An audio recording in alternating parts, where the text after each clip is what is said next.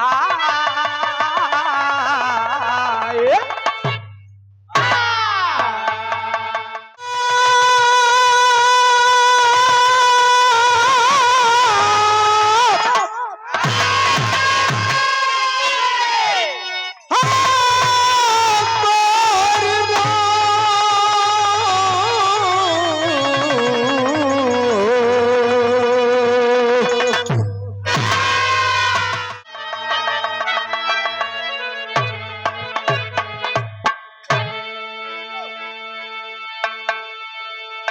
वाह go!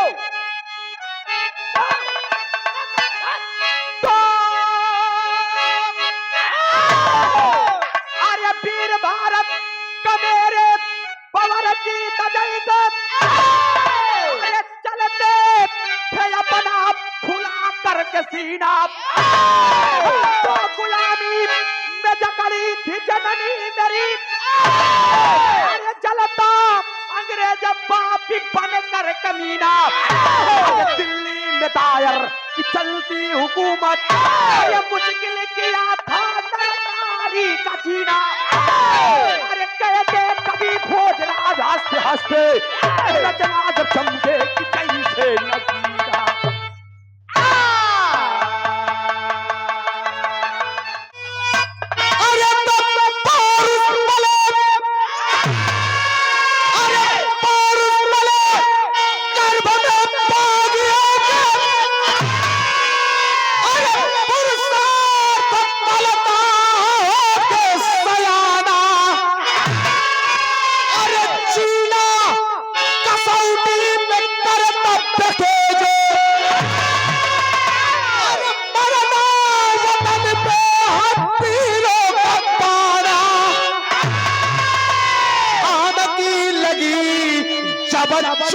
सूरमा को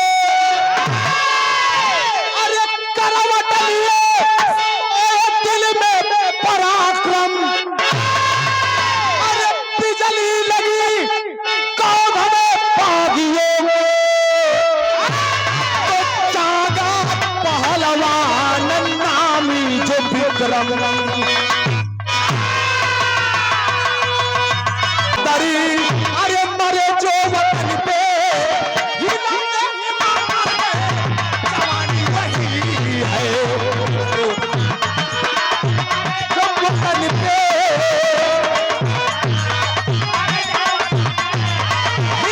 हिमालय जवानी वही है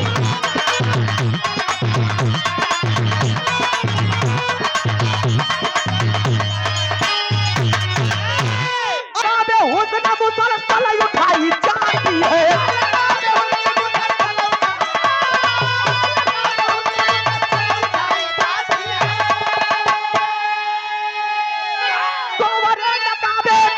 अरे मुसलसल उठाई जाती है मैं तो पीता नहीं जबरन पिलाई जाती है मैं तो पीता नहीं जबरन पिलाई जाती है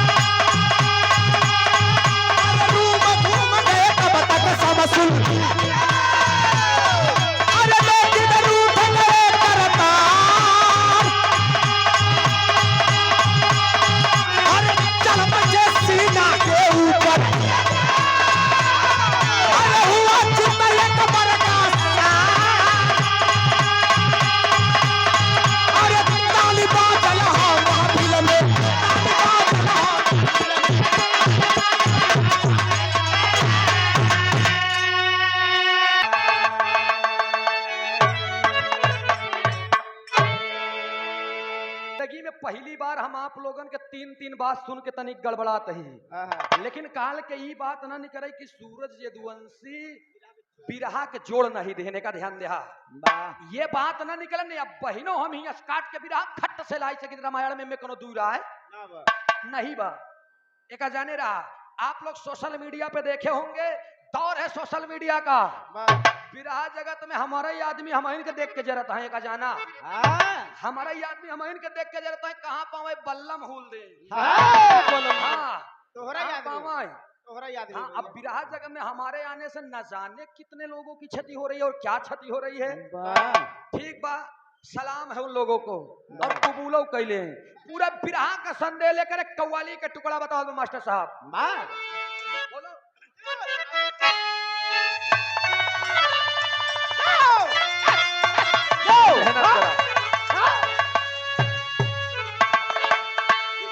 कव्वाली तैबा वाले साजना कमली वाले साजना,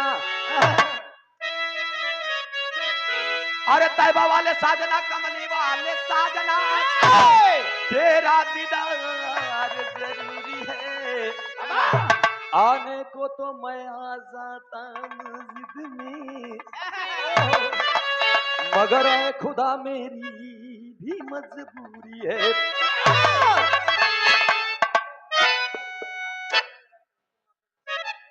टार बिरहा गाए हुई अगर अपने क्षेत्र में अपने ही लोगों के बीच में इन टूटे फूटे शब्दों को ना बयां कर सकूं तो मैं कोई कलाकार नहीं हूं। कव्वाली का टुकड़ा बताओ कि मार साहब कैसा।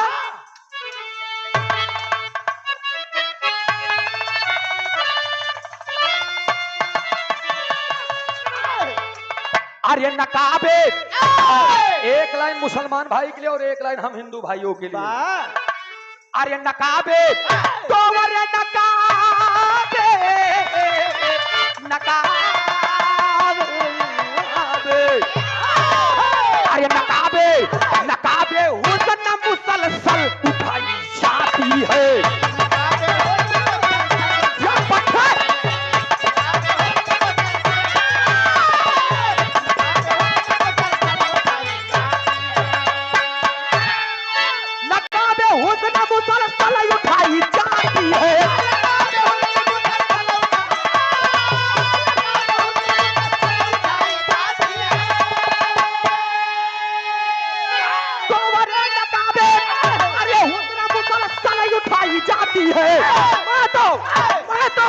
मैं तो पीता नहीं जबरन पिलाई जाती है, मैं तो पीता नहीं जबरन पिलाई जाती है।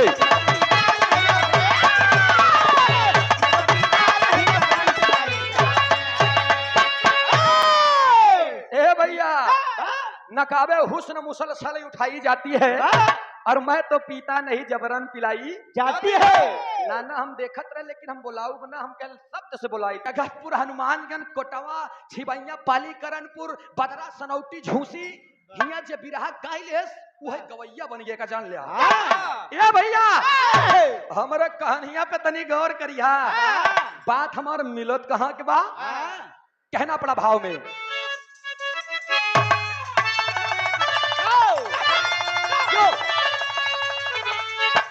अरे मिटे हैं तो अरे मिटे मिटे मिटे हैं हिंद पर जवान की कहानी है।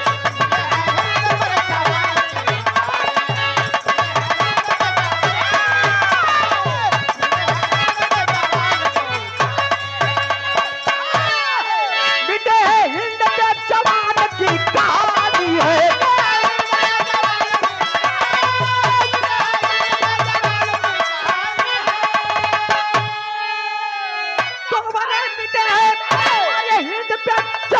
की कहानी है आज आज आज पता उनकी कथा कर पानी है।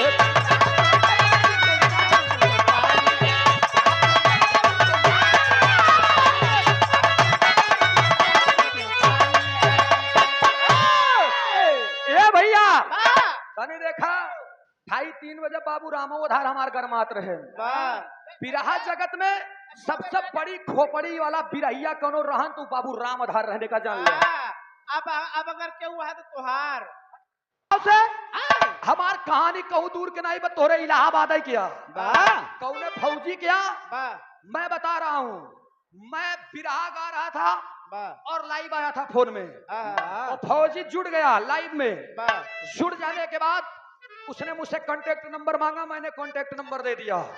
3 दिन तक मैसेज फोन में नहीं उठा पाया, लगातार कार्यक्रम था, सो रहा था, उठा फोन लगाया, मैंने कहा बता भाई क्या बात है। उसने कहा भैया मैं नीरज यादव बोल रहा हूँ। कहाँ से? बताता है मेरा घर फतेहपुर है।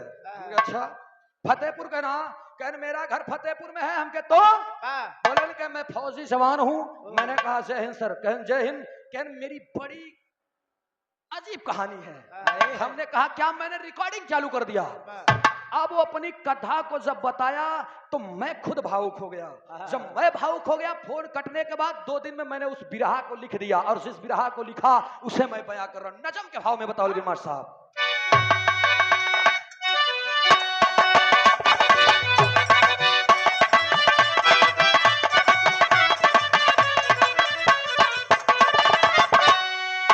इलाहाबाद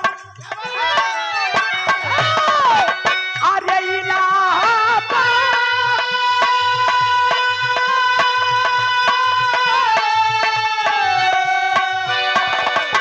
इलाहाबाद की मैं दास्तां सुनाता हूँ। इलाहाबाद की मैं दास्तां सुनाता हूँ। घटी ये घटना है जब फौज की बताता हूँ।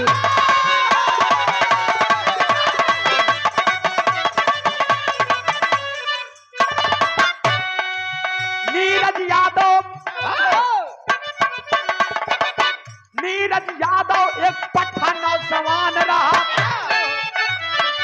नीरज यादव एक पट्टा नौजवान रहा। पढ़ाई लिखाई कर हुआ वो सयान रहा।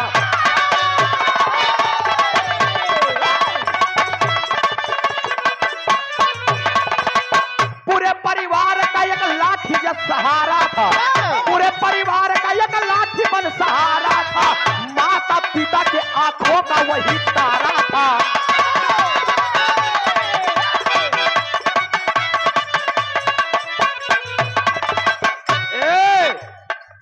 पढ़ाई करते करते पढ़ाई में कस गया।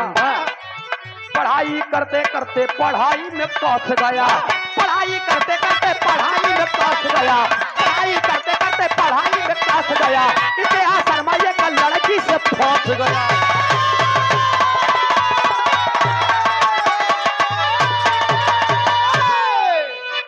हमारे बात पे ध्यान दा।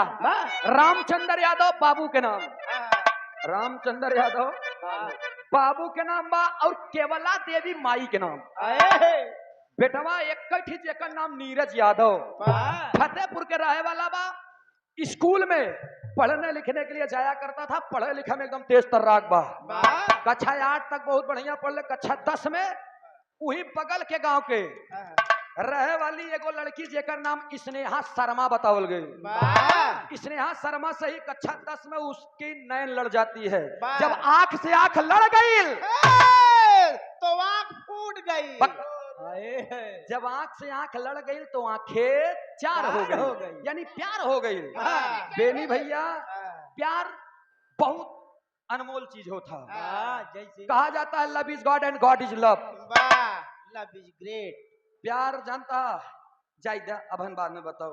इधर स्नेहा शर्मा से प्यार करते करते स्नेहा शर्मा भी अपने बाप की इकलौती है। लेकिन स्नेहा शर्मा के माता पिता का सपना है कि जो मेरा दामाद हो, जो मेरी बेटी का पति हो, फौजी जवान हो। अब नीरज यादव अहिरे के लड़का पहले नंबर तो आलसी 1 नंबर के। पढ़ाई लिखाई में ठीक था। स्नेहा से बात करते करते करते करते इंटर फाइनल किया। स्कूल छोड़ रहा है। जब स्कूल छोड़ रहा है तब लास्ट में एक बाग में जाकर के दोनों बैठ करके बातें करते हैं। स्नेहा कहती है नीरज आज मैं तुमसे एक सवाल कह रही हूँ और ये मेरे जिंदगी की अहम सवाल है। हो सकता है यहाँ से हमारे रास्ते भी अलग हो जाएं। जब उसने कहा ये बात तो हाथ छोड़ दिया नीरज। हाथ छोड़ करके नीरज ने कहा कि रे स्नेहा, जिंदगी भर साथ निभाने की कसमें खाई और आज तुम कह रही हो सकता है यहाँ से रास्ता अलग हो जाए। क्या बात है? स्नेहा ने कहा मेरे माता पिता का एक सपना है कि मेरा पति फौजी जवान हो। एक बात आप मानेंगे? क्या कह आप मुझसे कितना प्यार करते हैं? नीरज ने कहा मैं इतना प्यार करता हूँ, इतना प्यार करता हूँ, इतना प्यार करता हूँ, तोहरे बदे हम अपन जानव दे सकी। इसने हम मुहना में हथवा लगा के चुप पगले, तुम जान मत दो, मेरे लिए एक काम करो। कहने तनी बढ़िया हाइट बतोहा, अरे के लड़का पट्ठा नौजवान है ये, यार तनी के दौड़ धूप लिया, सवेरे सवेरे दौड़ पे रनिंग कर ब्या, अब मेहनत कई के कहूँ तू फौजी की नौकरी पाई जाते हैं।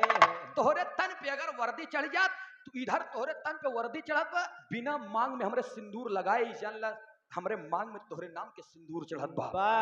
अहिरन के लड़ी कहता करेजम बात लग गई, करेजम बात लग गई तो एक तर्ज लगी।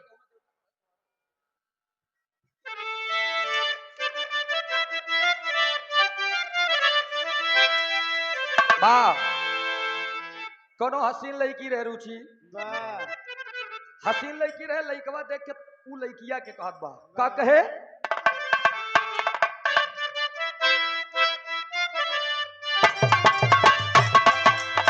यही कहे कवना देवता के गाढ़ल सवारल हऊ,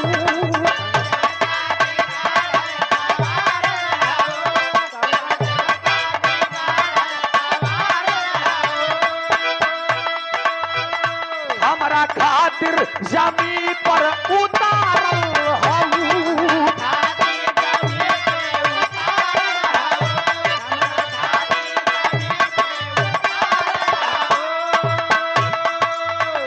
कवना देवता के गाढ़ल सवारल हऊ, हमरा खातिर जमीन पर उतारल हऊ, तोहरे अकिया बकैले दीवाना ये जाना बाड़ू अनमोल, बाड़ू अनमोल ऐसन खजाना, तोहर छोड़ा ना दूसर जनाना, ये जाना बाड़ू अनमोल ऐसन खजाना, तोहर छोड़ा ना दूसर जनाना, ये जाना।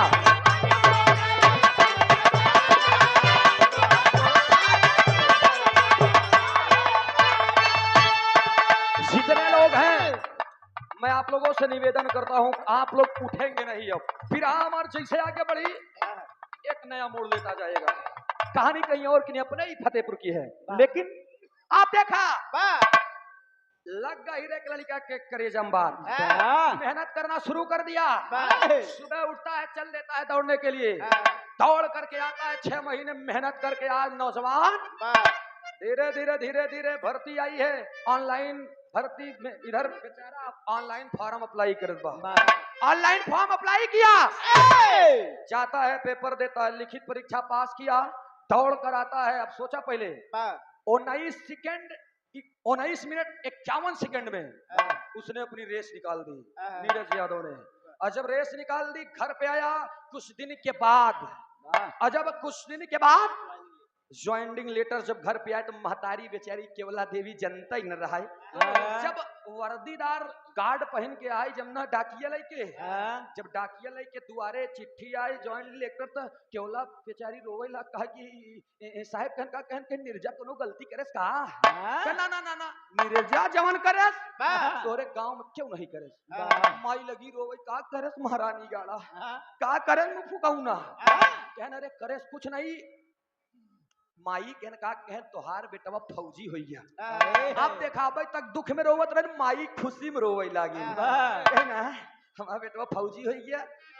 2 घंटा बाद जब नीरज आया जब माँ से मिला तो माई कह बेटवा हिया बुला करके अपने आंचल पल्लू उठा करके अपने बेटवा पोछा, बेटवा आज तू हमार करेजा गदगद के दिया लाल, तू फौजी हो गया। निकाल करके जब लेटर दे बकोरिए, कल सुबह ही निकलना है, फौजी जवान हो तो अभी नीरज यादव है। सुबह 4 बजे की बेला में तैयार हो रहा है, वर्दी कसत बा और फोन लगाता है स्नेहा शर्मा के पास, लगा करके एक बात कहत बा, का कहे ई भाव में बताओल गेल कैसे।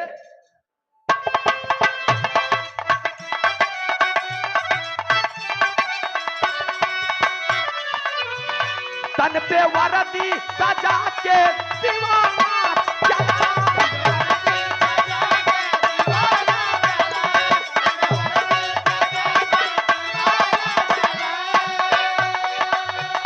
बेल्ट कस कर वतन का मस्ताना चला,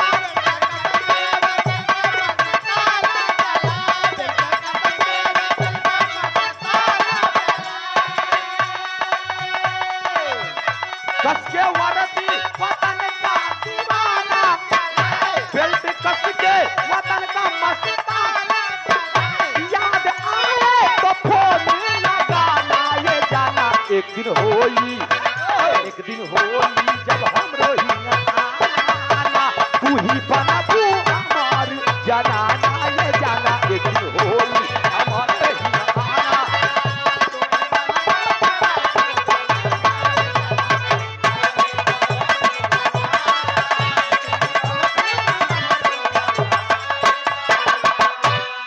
समय बीत रहा है, स्नेहा शर्मा के पास फोन करके और नीरज यादव फौजी जवान कहता है कि ए स्नेहा, तेरे सपने को तेरा आशिक साकार कर दिया, अरे बन गया फौजी जवान। तो निकल रहा हूं मैं, कहा छत्तीसगढ़ जगदलपुर में, पहली ड्यूटी, पहली पोस्टिंग छत्तीसगढ़ जगदलपुर में लगत बा। फौजी जवान चल देता है और कहता है स्नेहा, मेरी याद आए तो फोन कर लेना, यही नंबर है हमारा, बराबर बातें नहीं हो पाएंगी, मात्र हिंद के रक्षा में जा रहा है तेरा प्रेमी, तेरा पति, तेरा आशिक। शूम करके विदा करती है स्नेहा शर्मा, जाओ, कोई माई का लाल अब रोक नहीं सकता हम दोनों को एक होने से।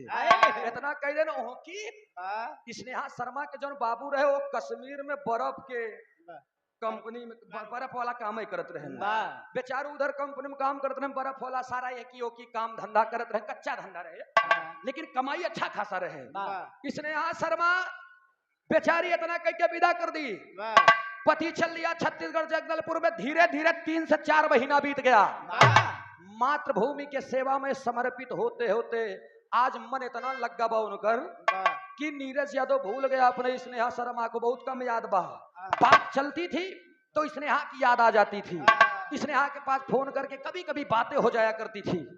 समय बीतता ही गया, जब लड़का नाई कुछ बना रहते हैं तो उनका लोग ढीठ, बेहुदा, नालायक, बेवकूफ तमाम चीजों से नवाजते हैं।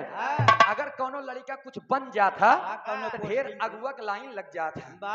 अब नीरज यादव फौजी जवान हो, जब केवला देवी के लगे लोग जाए लागे, और जब जाए लगे तो माई बेचारू रामचंद्र से पूछबो न करे, रामचंद्र से न पूछे माई कहाँ। एक दिन लल्लन प्रधान पहुंचे, फतेहपुर प्रधान लल्लन यादव रहे। प्रधान जी कहने काम करा, कहन तोहार बेटौना बड़ा सीधा बा, कहतू हम अपने बहनवा के साथे बियाह कराई दी। कहन का नाम बा, कहन ओकर नाम बा रीमा यादव। कहना कहन पगला हिया वा देखा मेहरारू के मिल प्रधान जी ने कितनी आइडिया था यही बा कि केकर मन से दू केकरे बस में बा। मेहरारू बोला कि नहीं, कहन का 10 लाख रुपया, एक ही बुलेट, अंगूठी, जंजीर, हमारे एकदम जहाँ प्रधान आए गाज देव की माई कहीं न जी 10 लाख रुपया, 10 लाख माई सोचत बा। सोचते सोचते घर में बैठी है, रामचंद्र आयन कहें सैया, कहन हमरे बेटवा बोलावा जल्दी। फोन लगाती है, और जब फोन लगाए अपने बेटवा के लगे तो एक लाइन तर्ज में कहना पड़ा, कैसे मास्टर साहब?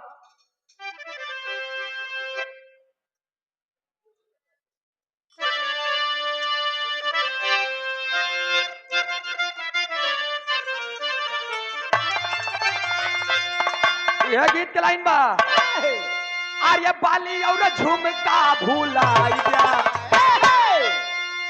नया जनरेशन आई है बेनी भैया, पहले के मेहरारू की बातें ये लग रहा है, अब वाली कहा कि यहाँ अरे बाली और झुमका भूलाई जा, नथुनी पे गोली चले तब से मंगवाई जा। बाली और झुमका भूलाई जा, नथुनी पे गोली चले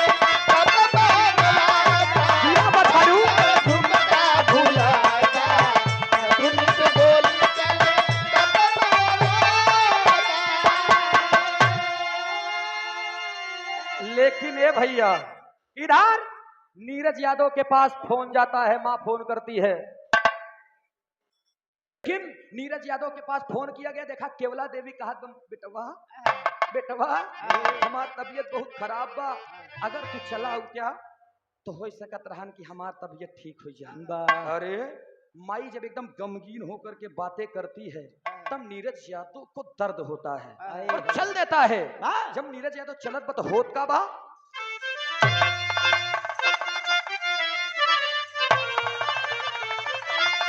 अरे माई का आई बेटा के बोला के आ गया नीरज। जब आवत बा माई के लेखत बा कि माई खटिए बैठी है जाए कि माई के गोड़े के कहे माई तोहार तबीयत खराब रहन, कहे बेटवा बस तोहका देखई बरे। तो फिर कहीं सुना कहीं का पानी उन्हें नहीं पियावत यहाँ, उनका सुरूर चढ़ा 10 लाख रुपया, बुलेट, अंगूठी, जंजीर। माई कहती है का अरे माई का बेटा के बोला के ए बेटवा, अरे माई का बेटा के बोला के इच्छा पूरा काई दे दिया सदिया रचाई के।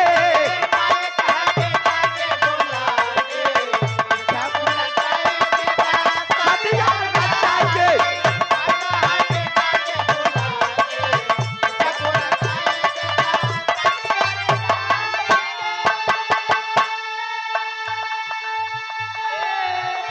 बेटवा लल्लन प्रधान के भैने रीमा यादव की लड़की बड़ी निकिया है, एकदम लक्ष्मी है, कैले बिया बेटवा हमका पसंद बा। आप देखा नीरज यादव के 6 महीना बाद जब बियाहे के नाम सुने न तब होता बा सदिया के बात सुन के नेहा याद आई।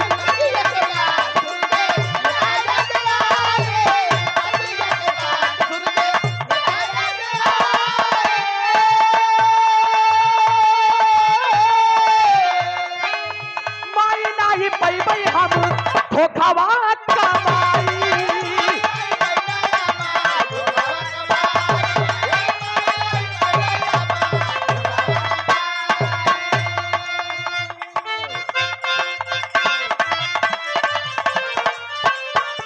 बिनती कर नीरज समझाई के,